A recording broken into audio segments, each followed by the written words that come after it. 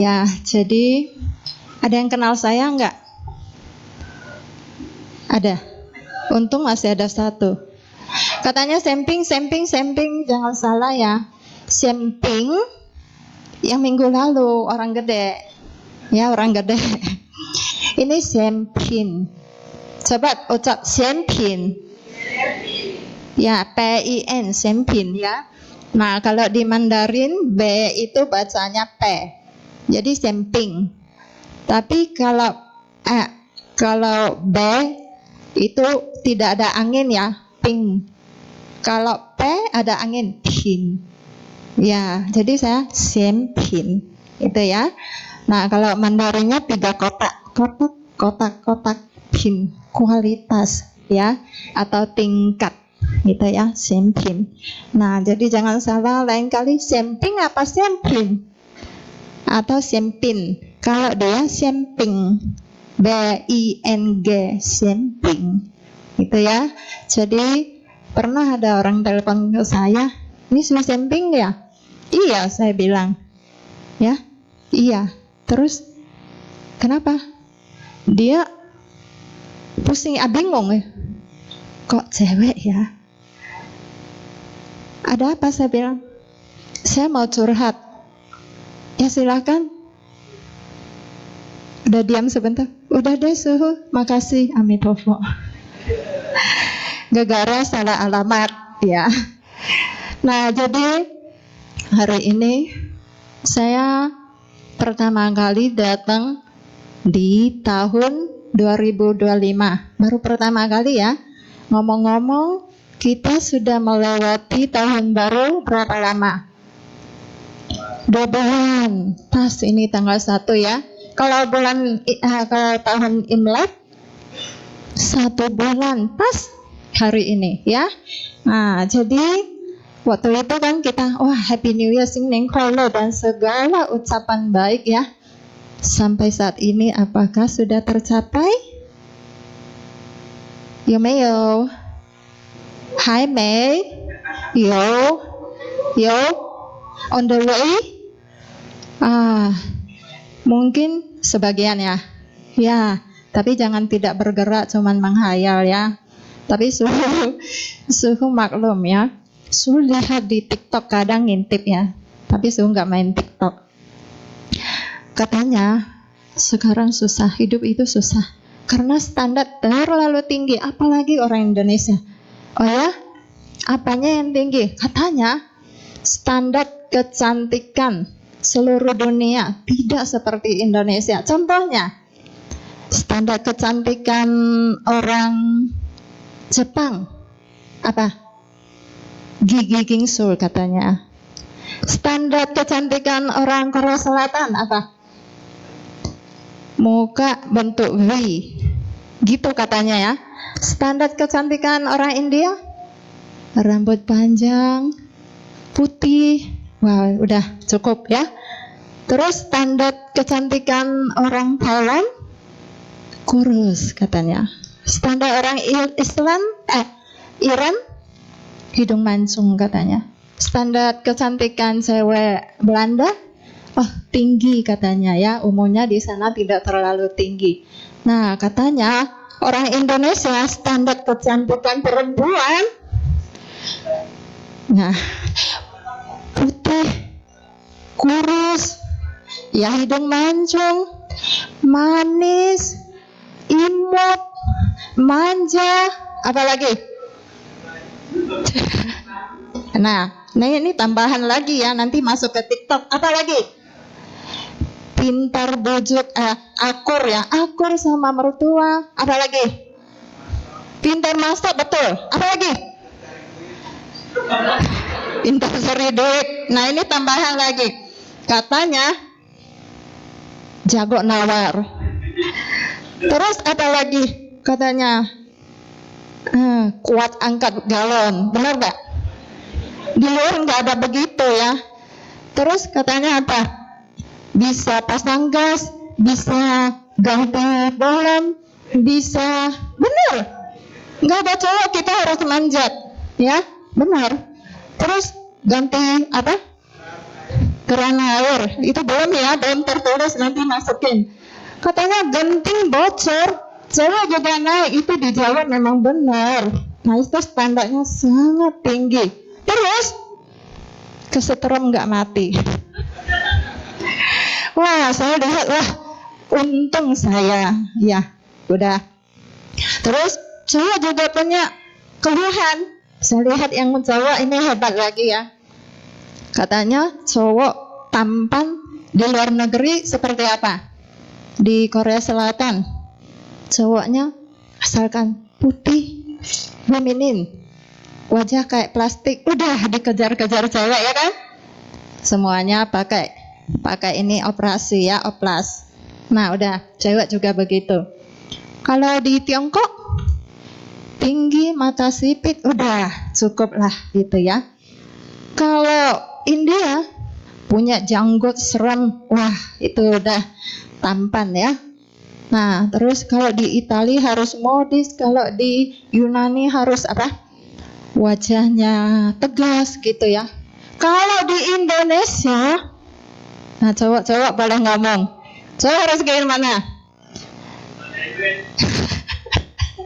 Betul, kaya raya, ya kan? Tajir. Lagi? Betul, ini masukin aja nanti nah. Nah, apa lagi? Betul. Bantu. Apa yang dikerjakan istri? Bantu. Apa lagi? Tidak merokok. Apa lagi? Sabar. Apa lagi? Setia. Enggak. Jangan. Itu enggak boleh. Suami siaga, bisa siaga menyelam samudra, bisa bikin candi, terus kelindes mobil enggak apa-apa, kesambar petir enggak mati. Wah, jadi saya lihat asik ini ya, untung suhu ya. Jadi cowok jadi cewek itu standarnya terlalu tinggi ya sebenarnya, apalagi kita tinggal di Jakarta ya, kita hidupnya memang agak keras ya. Terus cewek-cewek semuanya nggak gampang. Jadi apa yang gampang? Hah? Apa? Sucian. Jadi biku. Siapa mau jadi biku? Biku nih. Yoma? Yomeo? Yomeo? Pak Sarwan? Mau jadi biku? Dia masih enak, masih merasa nyaman, enggak mau jadi biku. Siapa yang mau jadi biku? Biku nih tunjuk tangan. Rencana aja enggak apa-apa, ada tekad, ada niat baru bisa jadi ya. Siapa? Ada? Enggak ada. Jadi tadi ada satu yang bilang Sucia paling gampang ya. Itu karena Suhu enggak main TikTok, Suhu enggak mengeluh. Ya malam ini kesempatan ya Pak Sarwan, terima kasih kesempatan saya untuk mengeluh. Jadi biku, kalau di luar negeri yang nyamkeng, yang ceramah, meditasi yang lain. Di Indonesia serba bisa. Kamu tahu nggak? Suhu, jadi apalagi ya, biku, bikuni, Mahayana di Indonesia. Ya Pak Sarwan ya, ini dengar baik-baik keluhan saya ya. Biku-bikuni di Indonesia terutama dia harus nyamkeng, bisa ya, suara bagus dan ramah, betul nggak? Dia harus intelektual, bisa semua, berpendidikan tinggi dan bisa berorganisasi, betul nggak? Tuh. Lagi dia bisa ceramahnya pintar humor, betul nggak? Tuh, pasti kamu senang. Keren itu Suhu ya. Terus dia harus bisa Hong Shui, betul nggak? Dia harus tahu mana ciong, betul nggak? Terus saya masih ada tambahan, ada itu Suhu. Ada ini ya, saya dapat telepon dari Bante ini. Ini ponakan saya baru lahir, mau minta Suhu lihat PJ-nya. Tambahan ya tugasnya. Saya blokir, nanti dia masuk lagi. Oh, jadi bantenya menganggap kita bikuni boleh kerjain itu ya. Saya tanyanya begitu, ya. Ini ada pelanggaran winaya. Jadi saya tolak total ya. Jadi peji. Ya, ini tugas tambahan yang dibutuhkan umat. Oke. Jadi suhu harus jaga meditasi, betul nggak? Tuh, meditasinya kalau bisa, kalau yang paling bagus mencapai kesaktian bisa tanya-tanya, betul nggak? Tuh, minimal bisa indigo atau paranormal, betul nggak? Tuh, terus suhu harus ikut pelayanan apa? Besuk orang sakit. Kita pergi, kita harus tahu dia itu mau didoain sembuh atau cepat jalan, betul nggak? Terus kita melayat, kita nemkeng. Ini baru kena ini akhir-akhir ini suhu. Rupanya kadang kita nggak tahu. Mereka itu maunya cepat kelar, suhu cepat pergi. Kita capek atau maunya suhu panjang lebar menjelasin dan mencuci otak yang lain aliran. Itu suhu juga harus tahu emang betul. Ya, kalau orang nggak menghargai suhu nggak sembarangan. Ya, ini saya diundang baru saya berbicara. Kalau nggak di publik kita nggak sembarang. Ya karena dharma itu sangat berharga, harus dihormati baru bisa masuk. Ya, nah jadi yang paling berat satu lagi tambahan, suhu mati harus tinggalin relik, betul nggak?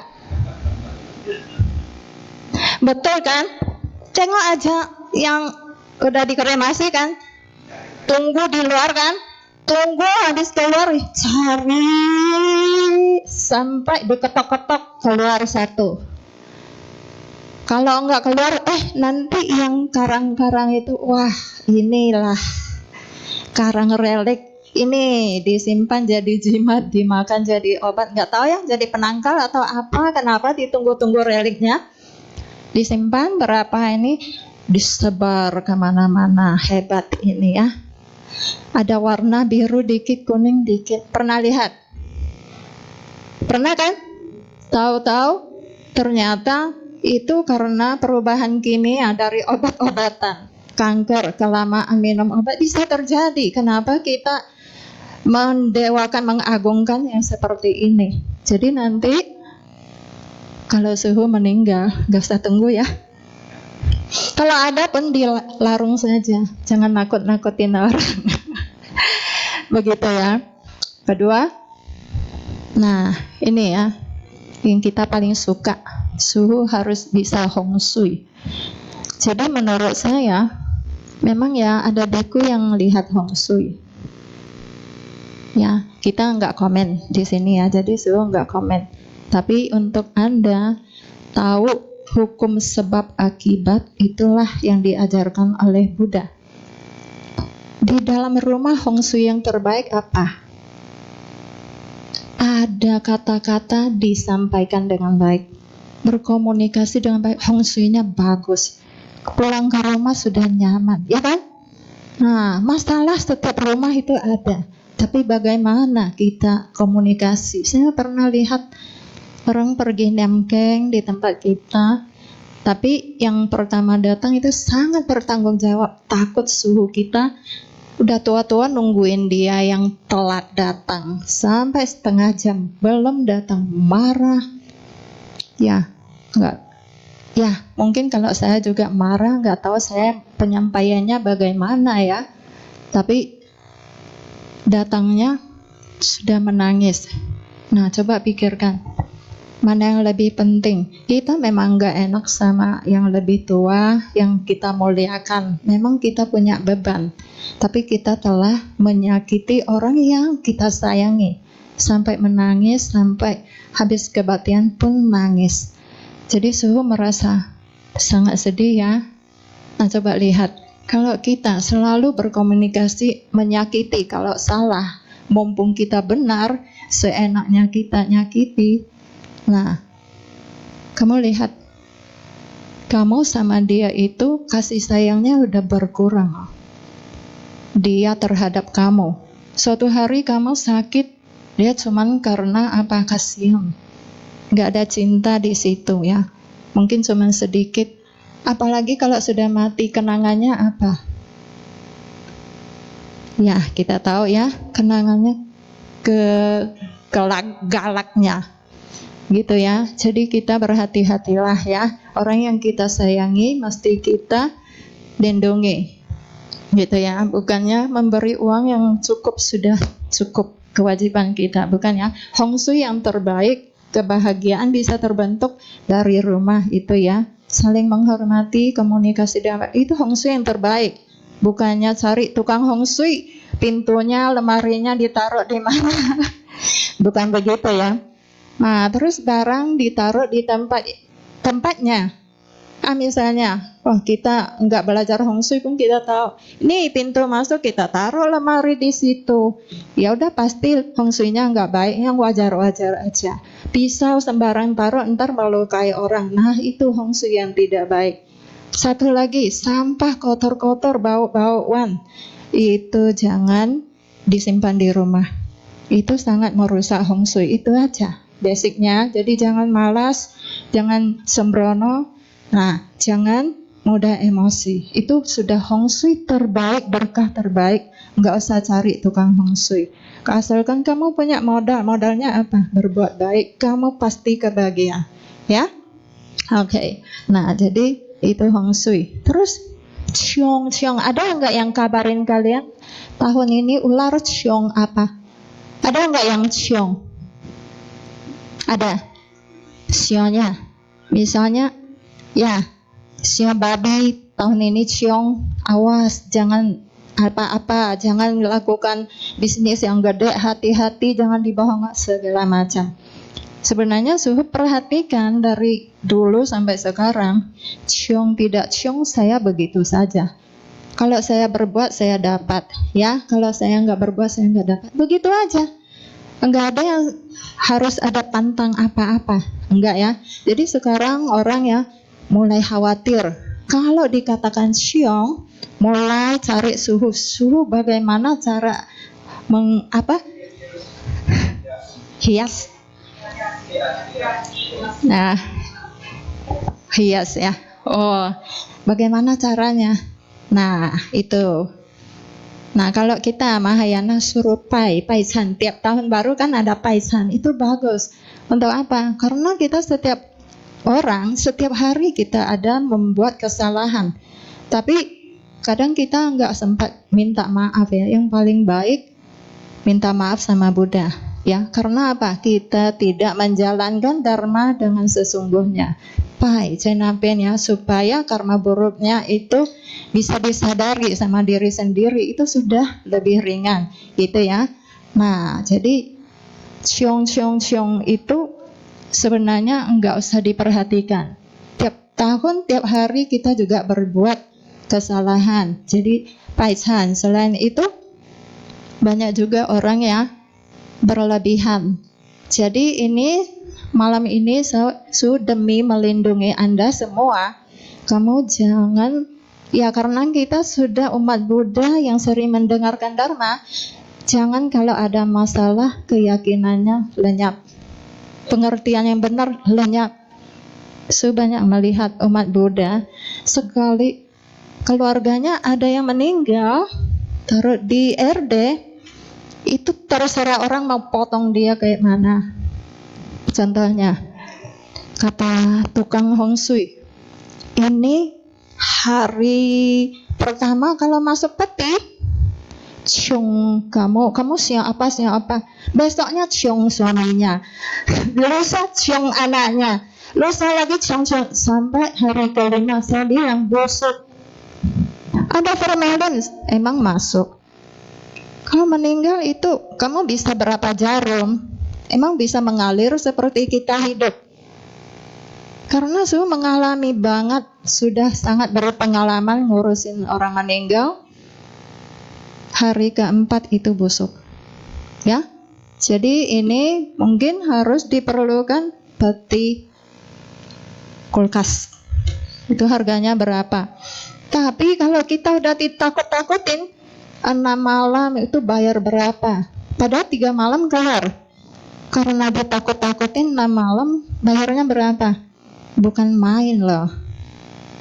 Jadi kalau kita pikirkan uang itu kalau kita berbuat baik, patidana itu bukannya lebih baik daripada tadinya sayang-sayang sama jenazahnya ya, sayang nggak tega masukin, ya udah dengerin saja sampai busuk, cepat-cepat tahukan suhu. Kenapa mau cepat dimasukin? Bukannya ciong kalau hari ini besok aja. Dia bilang sudah nggak tahan, sudah merasa jijik, tadinya saya sekarang jijik, busuk, nggak sehat, kotor, tapi harus jaga di situ, udah mau muntah, suruh kita. Kenapa sekarang nggak ciong tekadnya ya, nggak peduli lagi. Nah, jadi kita ya, jadi umat Buddha yang benar, tidak usah dengerin yang begitu-begitu, sampaikan sama sanak keluarga dan teman-teman kita. Ya, sampai waktunya yang harus ditutup ya ditutup. Ya, ditunda tutupnya karena kalau belum ditutup nggak boleh malam kembang, nggak boleh kremasi kan.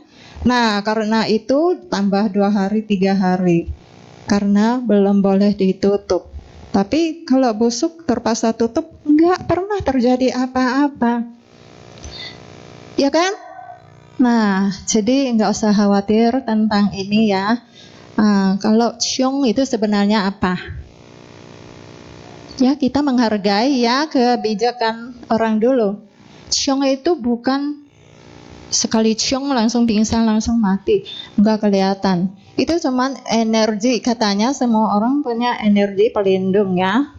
Jadi sekali ciong itu energinya turun, rusak, gitu katanya. Ya, tapi merasa ya, biasanya orang tanya kepada saya, wah nenek mau dikuburin, saya ciong loh, boleh nggak saya ikut ya? Dalam hati saya, sio dia sama dengan sio saya. Kenapa orang nggak pernah menanyakan yang datang sembahyang itu sio apa? Ya, jadi saya bilang karena saya tak tahu beliau itu umat awam, saya harus memperkuat keyakinannya. Saya bilang nggak usah takut, baca aja mantra. Karena apa? Kita baca tapeco. Tapeco tahu? Kalau nggak tapeco, karanya metasutta sama. Jadi ruangan ini semua makhluk itu menimbulkan energi meta. Jadi tidak perlu khawatir dengan ciong. Saya bilang sama dia begitu, selamat-selamat aja, nggak pernah ada apa-apa. Ya. Nah, terus yang kedua contohnya, ipar saya, kakak ipar saya, cicinya meninggal. Tahun ini dia tidak boleh ikut peksu. Pernah nggak dengar peksu angsu? Peksu itu duka. Ya, ke rumah duka nggak boleh, itu putih. Angsu itu pernikahan. Jadi saya tahun ini tidak boleh ikut peksu, dia bilang.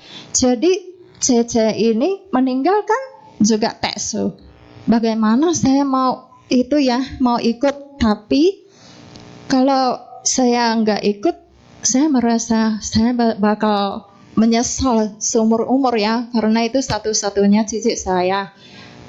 Saya bilang di rumah kan ada baca tapeco, ada tab gitu ya, ikut aja baca. Saya takut dia nggak hafal, ikut aja baca 3 kali. Nah semangatnya itu timbul, keyakinannya itu timbul. Dia nggak masalah, nggak ada keluhan apa-apa. Tapi kalau kamu merasa tidak yakin, main tabrak aja, kamu itu nggak percaya diri, ada apa-apa kamu salahin kamu ciong, betul nggak? Saling menyalahin, ada aja. Padahal hidup kita ada sukses, ada gagal gitu, ada naik, ada turun. Tapi kalau menyalahkan ciong, semuanya merasa kena ciong.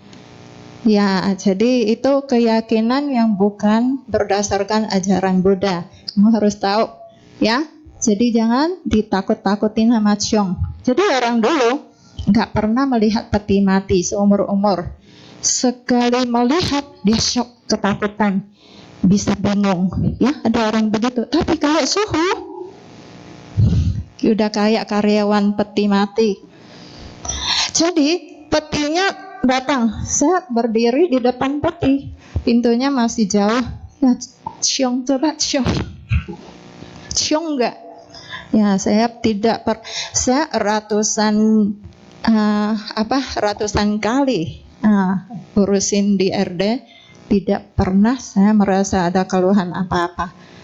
Nah, terus saya melihat ya jenazahnya kebakaran lah atau kenapa putus mana, Suhu tidak pernah ada rasa takut. Kenapa?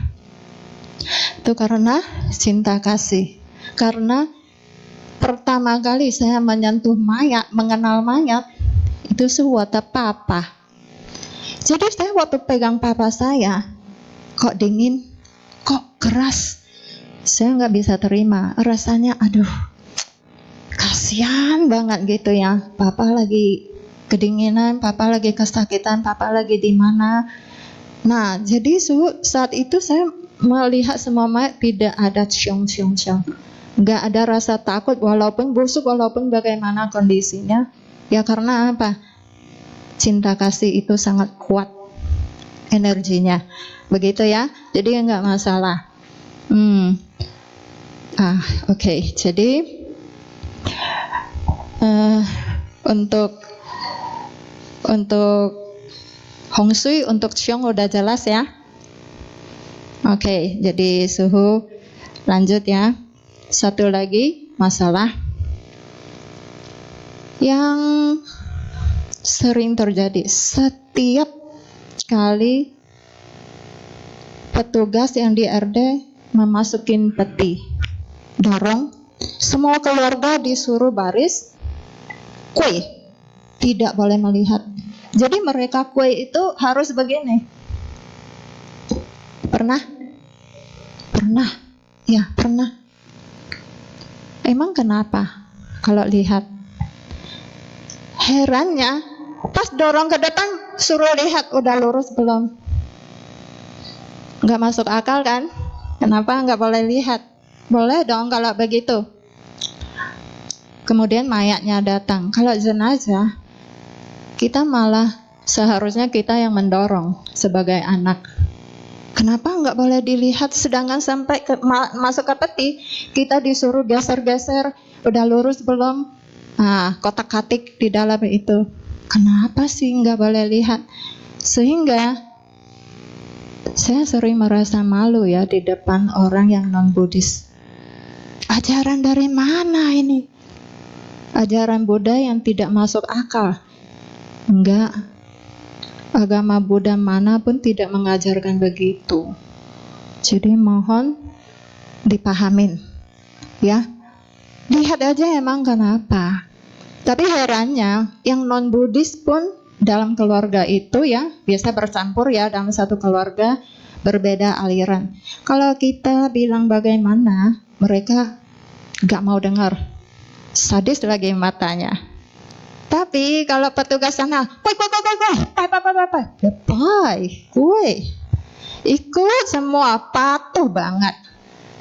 Nah, jadi begitulah nasib kita. Jadi mungkin karena sensi ya, kita gondol ya, ini aliran yang berbeda, kenapa kita harus ikutin dia gitu. Tapi kalau petugas sana suruh apa aja dia ikutin. Yang tadinya nggak boleh pakai heel, pakai kalau disuruh mereka. Tapi kalau kita suruh,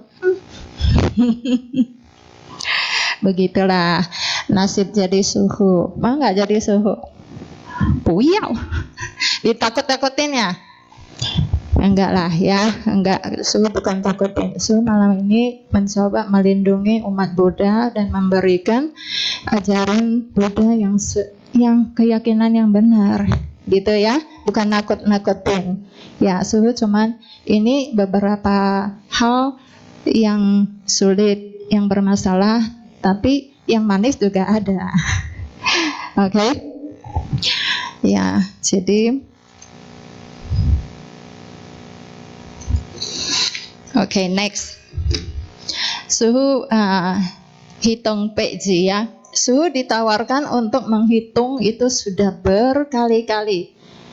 Menghitung marganya itu unsur apa, pejinya Nah, dia itu lahirnya itu masing-masing kita kalau dihitung, kamu berat emas ya, kamu unsur air, kayu, segala macam ada 5. Nah, terus dia harus pakai nama apa? Saya bilang, coba kita lihat orang terkaya 10 besar, ada nggak yang pakai Mandarin? Mio, ya kan? Jadi nggak mesti pakai Mandarin, nggak mesti cek itu. Dan nama itu saya pernah lihat dia, ya umat kita ya, pergi cari orang pintar, ganti nama, nasibnya langsung turun. Nah, ada juga yang begitu.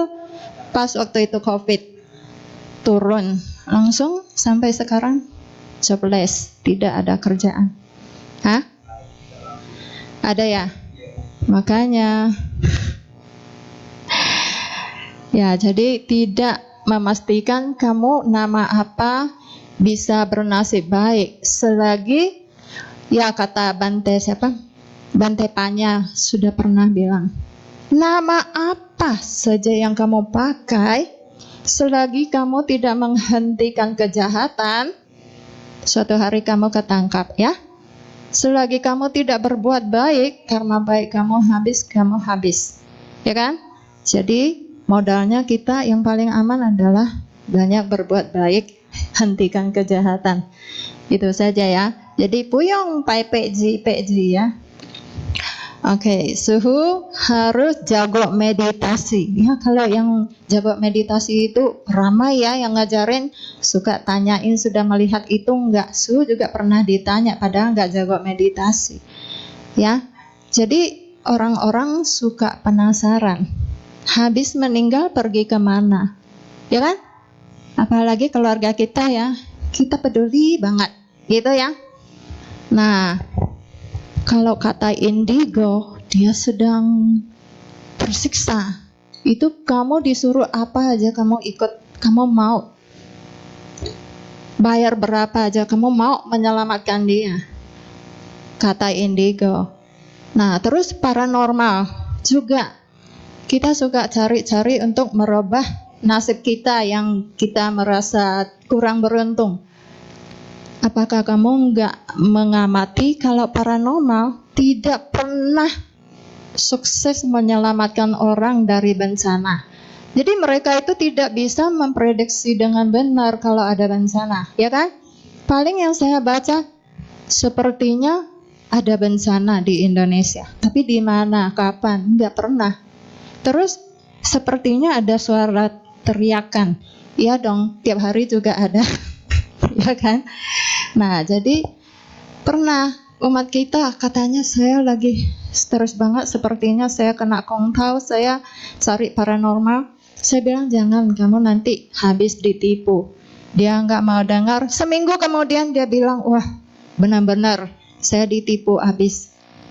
Nah, jadi karena apa? Manusia itu sering tidak mau menerima kenyataan. Itu aja kuncinya. Jadi cari jalan pintas. Betul nggak? Nah, jadi jangan paranormal, indigo segala macam ya, yang kita nggak kelihatan, kita nggak bisa membuktikan, jangan sembarang percaya. Terus kalau percaya sama suhu yang sakti gimana? Suhu nggak berbohong kan? Nah ini, hari ini saya buka rahasia ya. Jadi suhu, kalaupun sudah sakti, tidak boleh mengatakan dia sudah sakti. Bukai, melanggar sila berat. Kalau dia tidak mencapai, dia bilang dia capai, itu bohong yang paling berat. Jadi kalian ya, jangan, aku masih harus berbohong, aku bisnis, aku nggak mau ambil sila. Sebenarnya bohong yang paling berat itu kamu belum mencapai, kamu bilang capai, tawang. Itu yang paling berat, jangan dilanggar. Nah, kemudian pembunuhan kita nggak bisa hindari, tapi ya, pembunuhan paling berat itu manusia. Ya di antara manusia masih ada yang paling berat, misalnya Buddha, Arahat atau orang tua. Nah, jadi ada berat ringannya, jangan kita melihat itu aja, udah kita bersumpah nggak mau ambil sila. Padahal sila itu apa? Seperti di lautan suatu kapal itu melindungi kita dari kejahatan. Karena sudah ambil sila, kita mau melakukan kejahatan, kita teringat saya sudah mengambil sila. Nah, jadi itu jangan dilewatkan ya. Kalau ada orang yang mau pendiksaan 5 sila itu kita ikut. Ya, itu di agama Buddha nggak ada dihukum kalau dia udah ambil sila, dia melanggar, itu pelanggaran lebih berat. Mendingan jangan berpikir begitu ya. Sebenarnya kita pelajari dulu. Nah, jadi yang paling berat itu ya, bohong adalah kamu belum mencapai, kamu bilang capai. Kamu capai, kamu nggak boleh bilang capai juga, melanggar winaya juga. Nah, ini ada cerita ya, cerita yang namanya siswa Buddha yang namanya Pindola Baradwaja. Kalau dalam Amida Ching, siapa yang pernah baca Amida Ching? Mahaji Silali Pato. Ya, kemudian murid-murid Buddha ada Pintolo Poloto. Pernah nggak?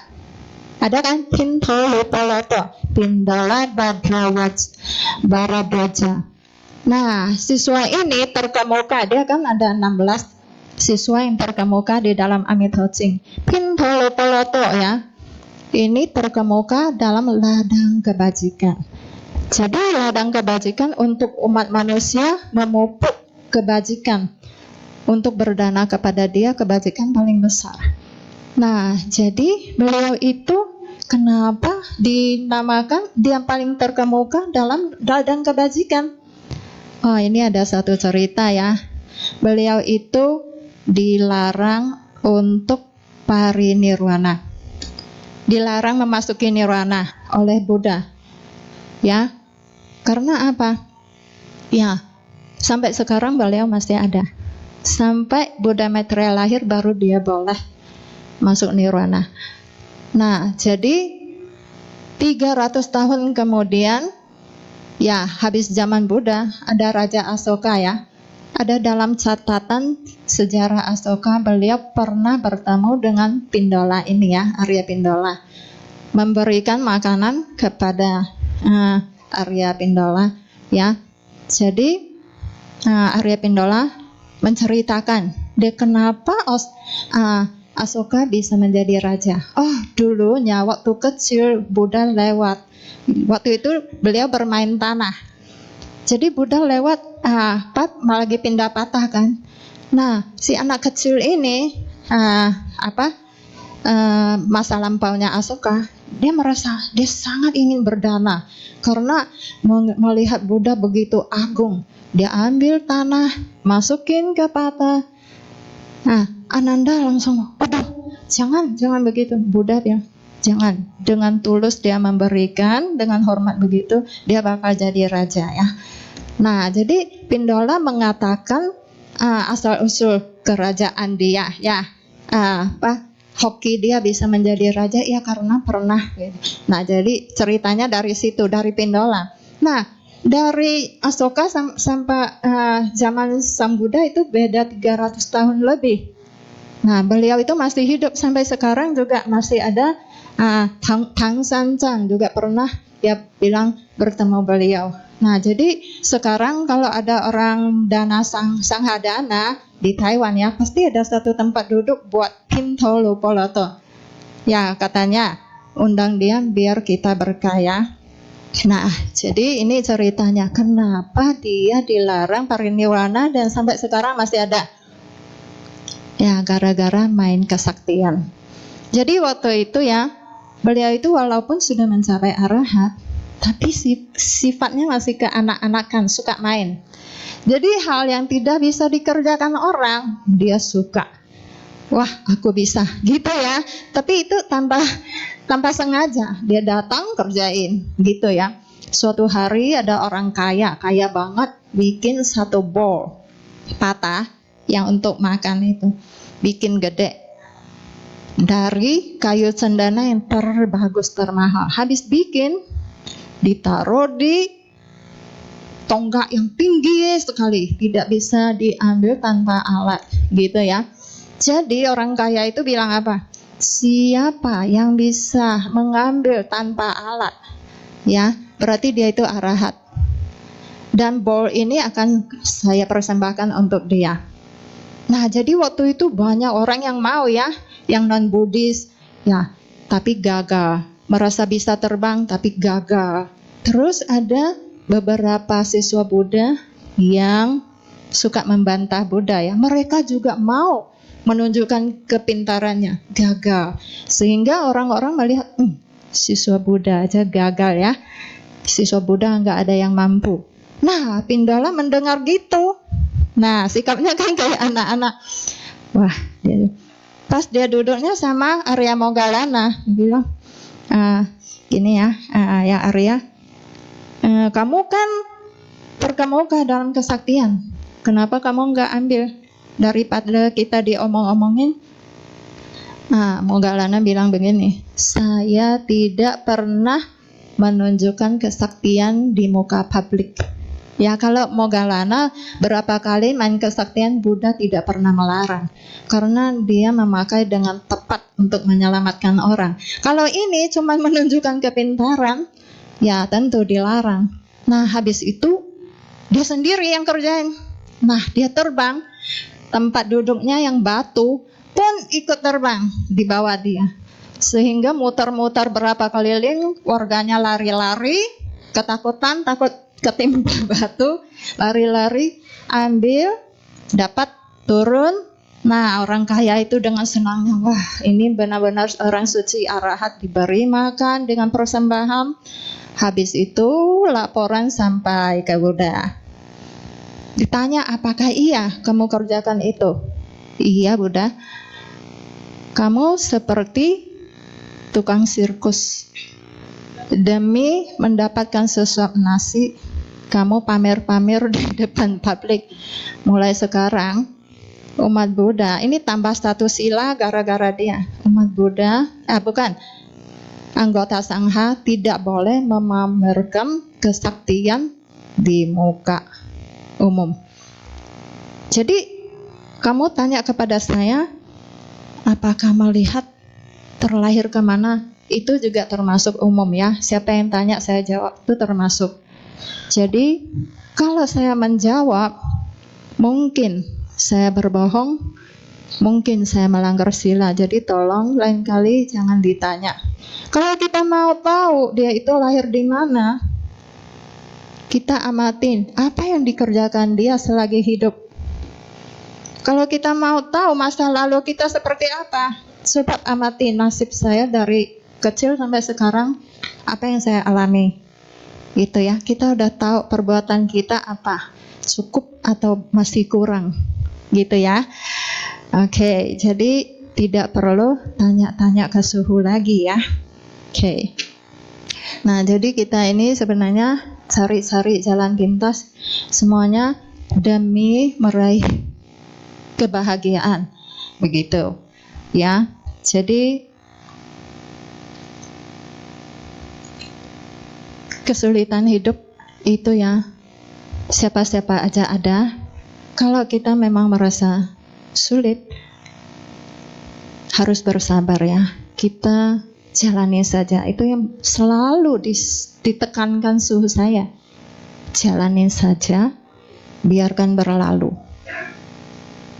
Ya, semuanya bisa berlalu. Kamu bahagia atau derita, semuanya bakal berlalu. Jadi bersabar. Tapi jangan lupa hentikan kejahatan, tambahlah kebajikan. Nah, sucikan pikiran ya. Jadi kendaliin emosi itu adalah sucikan pikiran. Oke, itu juga sangat bermanfaat untuk menambah karma baik kita. Oke, jadi satu lagi ya, faktor untuk mendapat kebahagiaan. Satu faktor penting dalam kehidupan kita ya, yaitu bersyukur. Jangan bersyukur atas kecelakaan orang lain ya, bersyukur atas penderitaan orang lain, bukan ya. Bersyukur apa yang kita dapati sekarang ya. Coba kita menginginkan kaya mendadak, betul nggak? Semua mau nggak? Mau? Kaya mendadak mau? Nah sekarang kasih kamu 1 M. Siapa yang pernah 1 bulan dapat 1 M? Ini pasti ada yang pernah. Jangan takut, Suhu nggak minjem. Kalau nggak pernah, sekarang tiba-tiba ada yang mau kasih kamu 1 M. Senang nggak? Senang, katanya sampai bersujud-sujud. Tapi kalau besok nggak bangun, mau yang mana? Bangun dong katanya ya. Kenapa kamu tiap hari bangun kamu nggak senang? Benar nggak? Senang dong. Setiap hari bangun harus penuh syukur. Kita sudah jauh lebih baik daripada konglomerat yang di ICU. Benar nggak? Ya, konglomerat gimana keluhannya? Dulu mobilnya Mercy sampai berapa biji, sekarang parkir di garasi. Dia duduk di nah, banyak yang bantu saya. Dulu rumahnya bak istana, sekarang tinggalnya di mana? RS. Dulu tinggalnya kalau nginap di hotel bintang 5 ini ke bintang 5 itu, sekarang pindahnya dari lab ini ke lab itu. Benar ya? Saya sakit sedikit aja disuruh kayak bola pingpong disuruh ke sini. Benar lah, begitulah. Habisnya banyak. Itu ya kalau sakit. Nah, terus dulu makanan mewah, enak, mau makan apa aja ada. Sekarang makannya apa? Yang dikonsumsi cuman infus.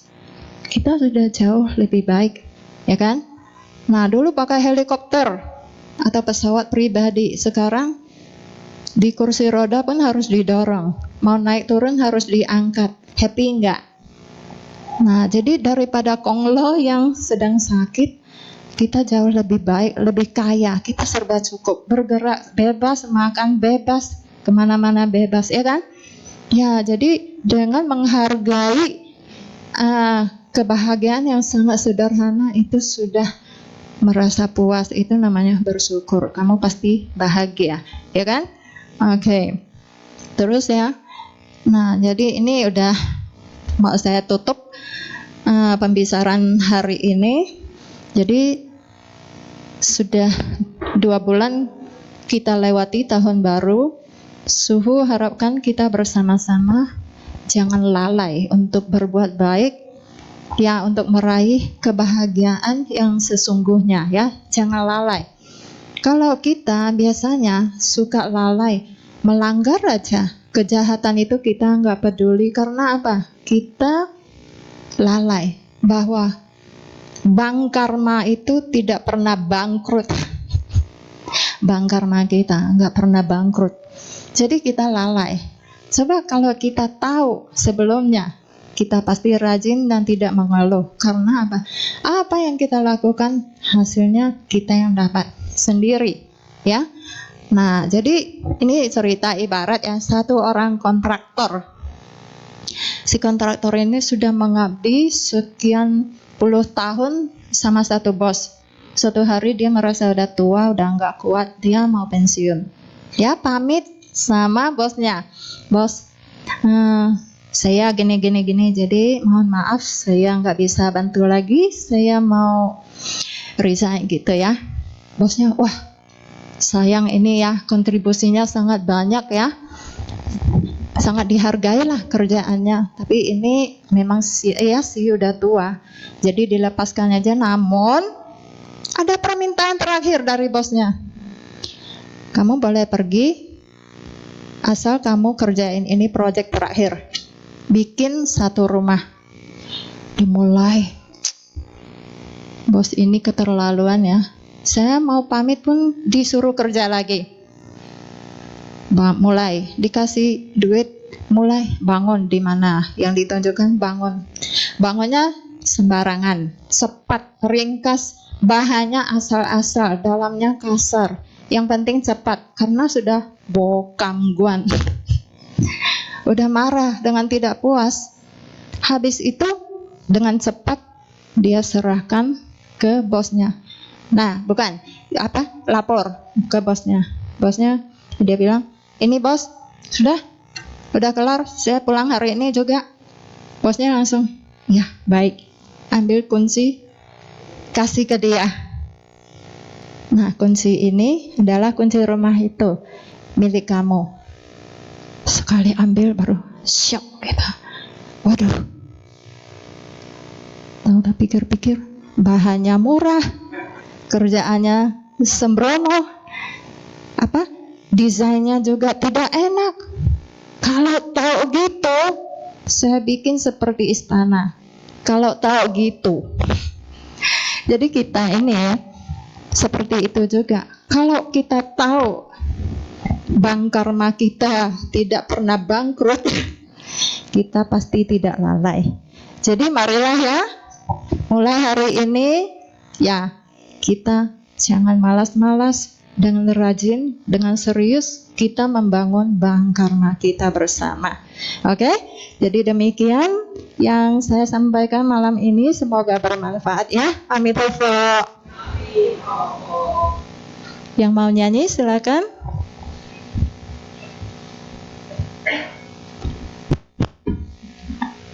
Demikianlah Dhammadesana yang disampaikan oleh Suhu Xianpin. Kami menyediakan sesi tanya jawab untuk Bapak Ibu Saudara-saudari. Pertanyaan bisa disiapkan melalui dua metode, yakni pertanyaan lisan bagi Bapak Ibu yang ingin bertanya secara langsung, silakan angkat tangan dan maju ke depan, atau pertanyaan tertulis. Dapat WhatsApp di nomor 0811 9921 098. Aku ulang ya. 0811 992 1098. Sambil menunggu pertanyaan masuk, mari kita nyanyikan satu buah lagu bersama-sama. Kepada petugas dipersilahkan.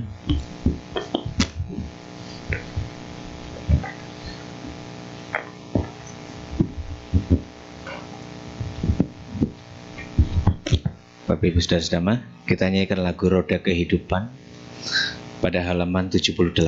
Kita nyanyikan sama-sama.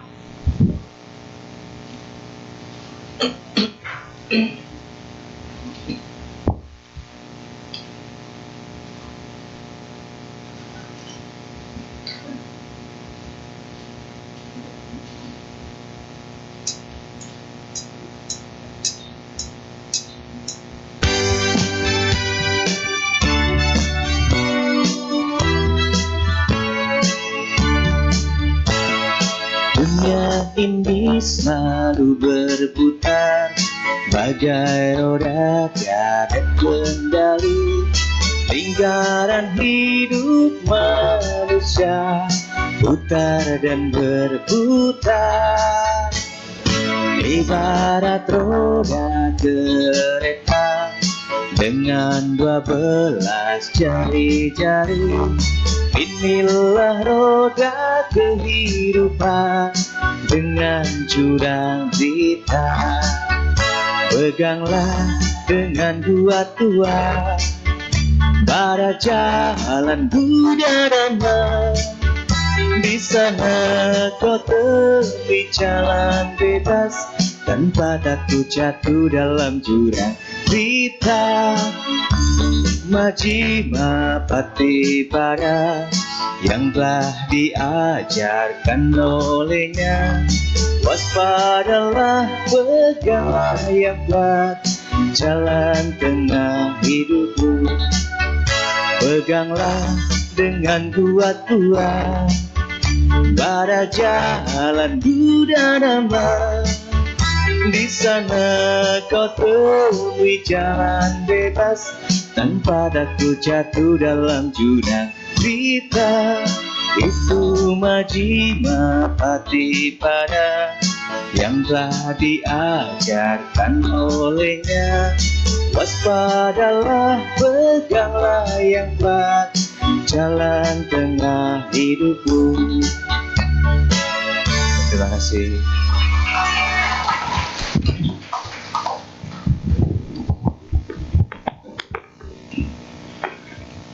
Kita masuk ke dalam sesi tanya jawab. Kami buka sesi pertanyaan lisan. Jika ada yang ingin bertanya secara langsung, dipersilahkan untuk angkat tangan dan maju ke depan.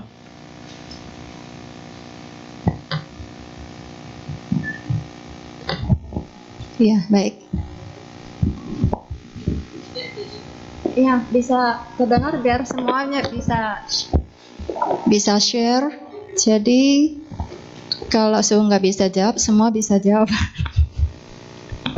Mitohut Suhu. Amitofo. Nama saya Afuk.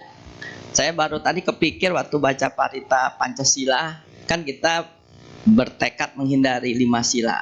Saya ingat-ingat kan kita dilatih untuk mengendalikan pikiran, ucapan, perbuatan. Di 5 sila itu yang saya tangkap hanya dilatih sila untuk ucapan, sila keempat dan kelima, hindarin sila perbuatan ke 1, 2, dan 3. Sedangkan sila untuk pikiran gimana ya? Jadi maksudnya gini, kan menghindari pembunuhan pertama, terus pencurian, terus perzinahan. Itu kan pengendalian untuk perbuatan kita. Yang keempat, menghindari ucapan, dan yang kelima menghindari hal-hal yang mengurangi kesadaran. Itu kan dari mulut juga, makanan atau minuman. Jadi pertanyaan saya, kan yang kita kendalikan kan pikiran, mulut, dan perbuatan. Yang 5 sila hanya yang saya tangkap ucapan, mulut, dan perbuatan aja. Yang pikirannya gimana, Su? Ya, ngerti. Terima kasih, Su. Terima kasih. Bapak Ibu ngerti nggak? Jadi 5 sila itu sebenarnya tidak termasuk pikiran. 5 sila itu cuman ucapan dan perbuatan. Itu betul sekali. Karena apa? Itu basic, ya. Nah, jadi kalau kita sila umat sama sila biku itu semua fokus di perbuatan dan ucapan. Semua begitu. Cuman sila bodhisattva yang kalau timbul pikiran jahat sudah melanggar. Itu sila bodhisattva. Ya, jadi kamu kalau bodhisattva juga ada untuk umat. Nah, kita lihat ini 3 titik ada nggak? Kalau enggak pakai zoom. Kufu kan? Kalau umat punya bisa bakar di sini. Pernah nggak ngelihat ada yang bakar sini? Nah, sila bodhisattva itu kalau pikirannya itu timbul kejahatan bagus itu. Misalnya orang celaka bagus itu. Nah, itu pelanggaran. Nah, itu di sila bodhisattva baru ada. Jadi memang saya akui untuk pelanggarannya. Jadi dia harus selesai dikerjakan baru namanya pelanggaran. Kalau yang bodhisattva baru pikiran timbul sudah tidak boleh. Memang kita tahu semua ucapan dan perbuatan itu berdasarkan pikiran. Kita tahu, tapi sampai di situ kalau untuk sila umat itu belum melanggar. Jadi misalnya sekarang sila pembunuhan. Kamu memikirkan kamu mau membunuh. Kalau di sila kita sudah melanggar, kalau di sila bodhisattva sudah melanggar, di sila kita belum. Terus kamu dengan sengaja mengambil barang, membikin sebabnya kematian itu. Ketiga, orang itu benar-benar kena sasaran, mati. Jadi 3 hal itu lengkap baru namanya pembunuhan. Gitu ya. Pencurian juga begitu. Nah, jadi itu memang saya akui ya. Nah, tapi kita harus waspada juga dengan pikiran. Jangan seenaknya main pikiran. Kalau orang celaka kita suisi. Itu nanti menjadi karma. Ya. Semuanya pasti tumbuh menjadi bibit. Akhirnya dia berbunga jadi perbuatan, berbunga jadi ucapan. Jadi makanya kita harus sucikan pikiran. Jadi dari ketidakpuasan kita berbuat jahat pasti dari ketidakpuasan kita. Nah, jadi ketidakpuasan kita melihat sendiri. Makanya perlu meditasi ya. Apa yang timbul sih? Pasti itulah kemelekatan kita yang paling. Ya kalau pejam sebentar itu yang timbul. Nah itu yang kita selalu paling berat itu. Nah, jadi dengan keinginan kita itu kita kejar-kejar, makanya terjadi perbuatan jahat. Nah, jadi dari keinginan-keinginan itu kita perhatikan, kita nangkap, kita sudah mengerti diri sendiri penyakitnya di mana. Jadi kita waspadalah, peganglah dengan kuat-kuat pada jalan Buddha Dhamma. Enak nggak? Keren ya, harus bisa baca dongeng. Oke. Nah, oke. Ada pertanyaan lagi?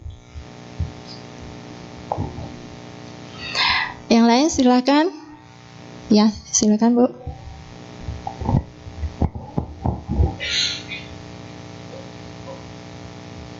Senang ya ada yang mau tanya. Jadi berarti mendengar gitu ya, ada respon. Selamat malam Suhu, dan terima Malam. kasih atas kesempatan yang diberikan.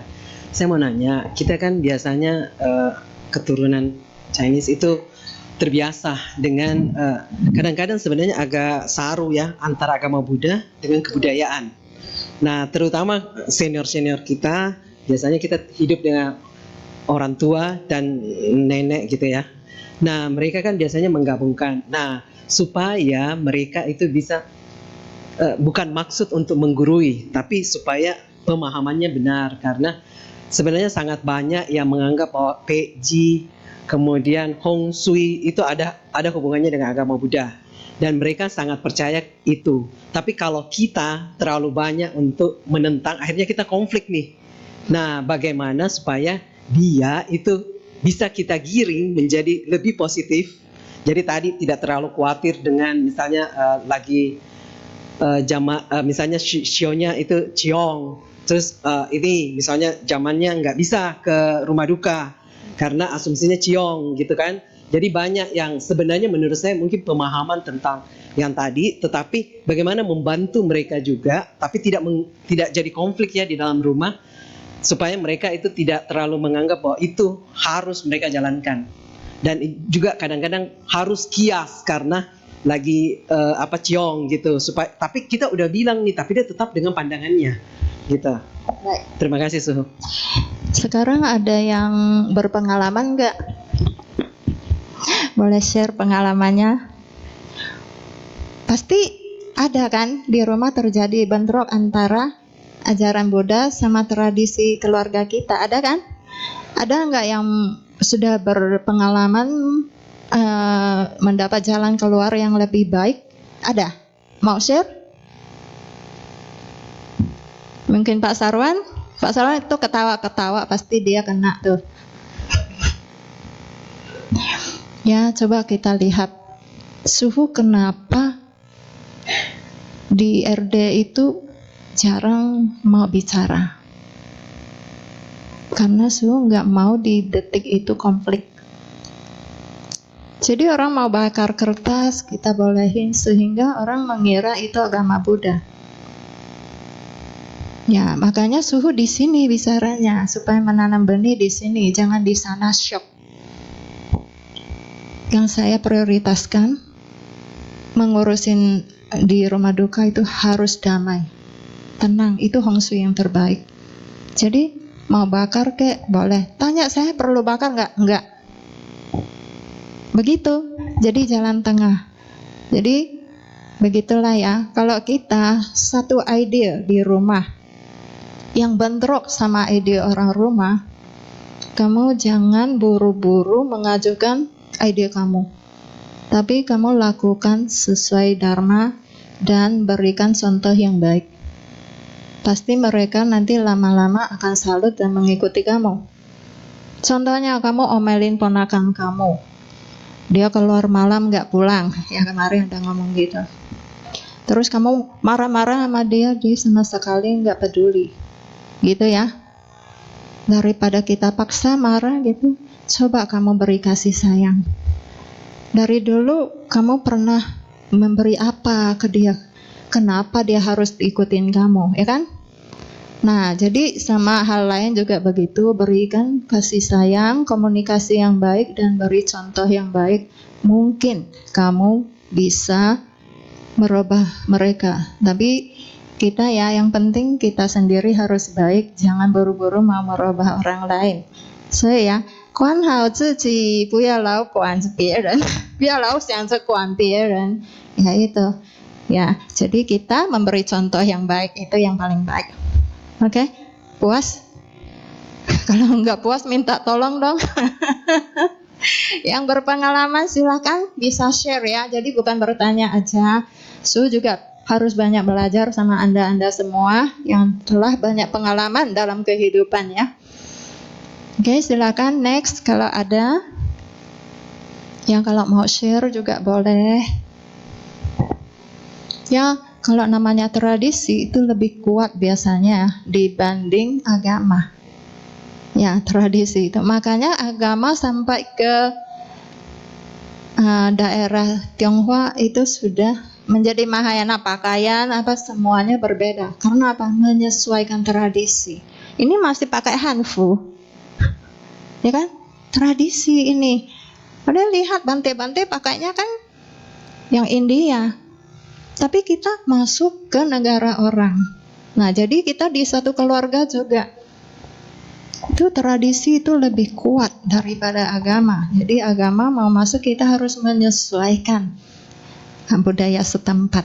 Gitu ya. Jadi jangan kita harus memaksa mama harus gitu. Makin membantah. Ya, kayak mama saya juga suka membantah ya, diajak baca Amitabha dia lari. Makin membantah, jadi saya biarkan boleh aja, tapi kita tunjukkan kebaikan kita. Gitu ya. Silakan next. Saya harap ya berani kalau ada pertanyaan beranikan diri untuk bertanya, karena pertanyaan kita mungkin pertanyaan orang lain juga. Keraguan orang lain hari ini. Kalau kalian udah ketemu Bante, ketemu Suhu, bereskan supaya dapat pengertian yang benar. Itu paling penting ya. Ada pengertian yang benar, pandangan benar, baru bisa ada perbuatan yang benar. Ya. Ada?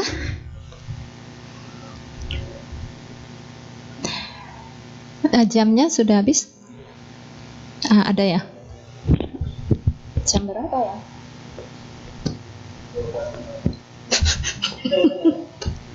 Suhu ada yang ingin bertanya secara tertulis. Selamat malam Namo Buddhaya Suhu, izin bertanya.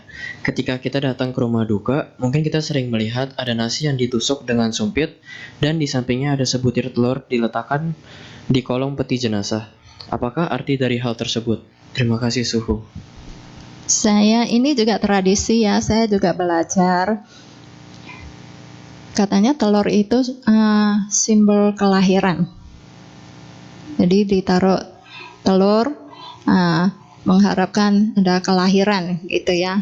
Tapi saya kalau dari agama Buddha sih kalau telur itu otomatis hewan ya. Tapi kita menghormati ya. Jadi sumpitnya ditaruh begini kenapa? Tanda sudah meninggal. Kalau kita misalnya ada tamu kita taruh sumpit begitu, tamu itu pasti marah. Kalau budaya Tionghoa, emang aku udah mati. Ya, jadi itu tandanya beliau adalah untuk almarhum ditusuk begitu. Ya. Nah, kalau saya sendiri sembahyang papa saya nggak tusuk. Saya nggak tusuk, saya taruh aja. Emang kenapa? Ya, karena nggak ada orang tua yang ngelarang saya.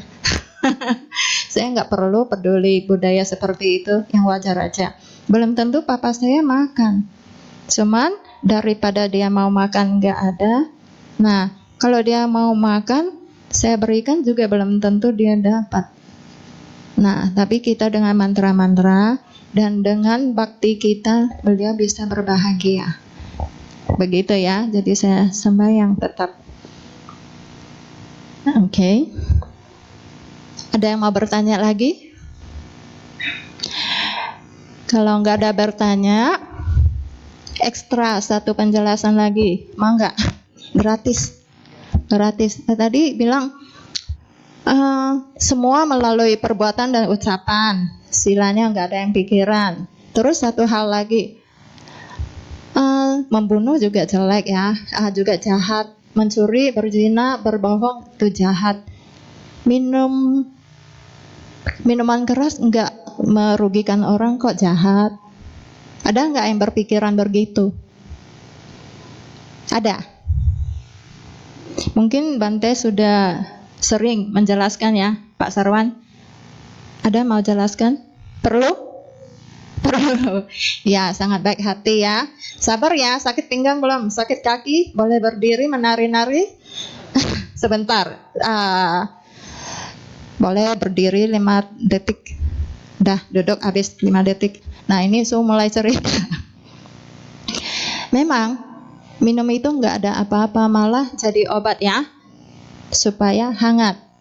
Nah, tapi kalau mabuk, kalau orang yang sudah mabuk, sila yang di depan semua bisa dilanggar, ya. Kita bisa membunuh, kita bisa mencuri segala macam. Nah, apalagi ongkosnya juga tinggi, kita mungkin bisa habis-habisan, dan itu juga memupuk kebodohan. Kita bisa jadi kesadaran kita juga kurang, kepintaran kita kurang, nggak tahu nanti kelahiran yang akan datang jadi gila atau jadi hewan. Jadi nggak mau sadar ya. Nah, kenapa nggak boleh minum? Satu hal lagi. Dulu, ini ada cerita zaman Buddha. Ini asal usul sila kelima. Dulu ada ada satu kampung. Kampung itu ada seekor raksasa ular. Ular itu sangat jahat ya. Jadi kalau musim panen, habis itu ladang itu dibakar sama apinya. Orang datang juga diserang sama dia. Nah, jadi orang-orang sudah takut, tidak mau mendekati tempat itu. Suatu hari ada seorang arahat berjalan datang mau melewati tempat itu. Ada petani ketemu arahat itu bilang, "Jangan Bante, nanti di situ ada bahaya. Jangan lewat, kita semua nggak berani lewat situ." Bante adalah pendatang, makanya saya kabarin. Janganlah coba-coba, pulang aja. Bante itu bilang, "Nggak apa-apa." Dia jalan menghampiri tempat itu, si ular langsung marah, keluar serang. Jadi si ular serang, keluar api, bantenya keluar air. Nah, biasa kita kan kalau itu 5 unsur kan. Nah, api takut sama air. Nanti dia ganti si ular menghembuskan air, si bante ada lagi cara untuk melawan. Sampai bertempur lama, si ular kewalahan, baring di lantai. Bantenya menjadi kecil, masuk ke hidung, keluar dari telinga, masuk dari mata, keluar dari mulut. Itu bermain-main di situ. Sampai si ular ketakutan, di situ juga si ular berlindung kepadanya, tunduknya berlindung kepada Buddha Dharma Sangha. Oke, habis GWI, warga sudah heboh. Waduh, sejak itu si ular tidak menyerang orang lagi. Hore gitu ya. Saking senangnya warganya, ada satu ibu yang mau berterima kasih kepada Bante, diundang ke rumah. Bante duduk, disiapkan segala makanan, salah satunya minuman keras. Taruh kasih Bante. Nah, jadi waktu itu belum ada larangan ini, ya. Bante minum. Habis minum mulai merasa pusing, Bante jalan, pulang, cepat-cepat. Sudah merasa enggak sadar, pergi di tengah jalan, tumbang di pinggir sawah. Ananda dan Buddha lewat situ. Buddha ini udah tahu, tapi sengaja bertanya, "Ada apa Ananda?" Nah, melihat ada orang tergeletak, ada kodok melompat-lompat di mulut, di telinga, main-main di muka Bante. "Itu siapa?" katanya. Kata Ananda, "Oh, itu arahat yang namanya siapa-siapa. Dulu pernah menaklukkan seekor ular raksasa dan ceritanya gini-gini," kata warga. "Oh iya." Jadi Buddha bertanya, "Bagaimana menurut kamu? Kalau minum, seorang arahat pun Bisa nggak dia melawan seekor kodok? Padahal arahat yang sakti bisa melawan ular raksasa. Tapi sekali mabuk, apakah dia mampu melawan seekor kodok? Ananda bilang, no. No katanya. Apalagi umat biasa. Jadi boleh nggak minum-minum sampai mabuk? Bukai. Nah itu ya. Nah itu ekstra gratis satu cerita. Saya sudah selesai.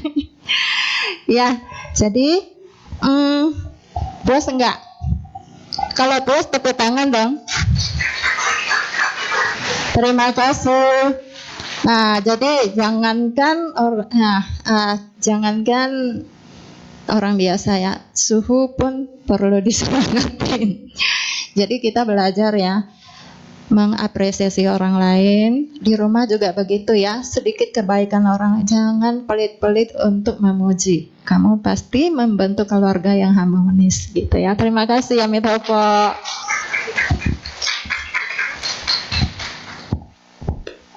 Bolehkah